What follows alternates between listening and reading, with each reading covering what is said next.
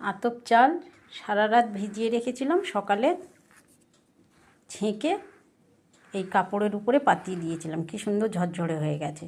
এবার মিক্সিতে গুঁড়ো করে নেব। আমি কেনা চালের পিঠে করি না, আমি সব সময় মিক্সিতে গুঁড়ো করে বা শিলে বেটে পিঠে তৈরি করি। কি সুন্দর গুঁড়ো হয়ে গেছে। আমি চালাবো না, এইভাবেই পিঠে তৈরি করব। মিক্সিতে গুঁড়ো করা আতপ চাল 3 কাপ নিলাম, লবণ, গুঁড়ো দুধ,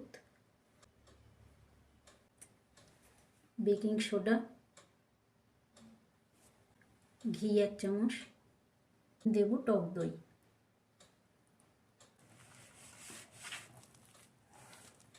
পরিমাণ মতো জল। ব্যাটারটা ঠিক এইভাবে থাকবে, ঠিক এই রকম।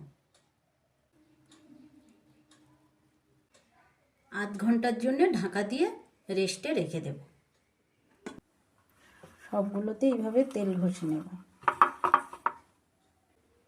আধ ঘন্টা পরে ব্যাটারটা অল্প অল্প করে দিচ্ছি। নারকেল কোড়া, গুড়,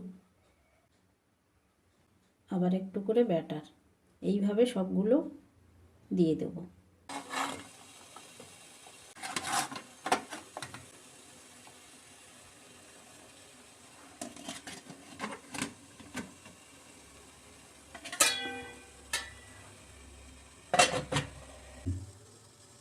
কুড়ি মিনিটে ভাপা পিঠে রেডি।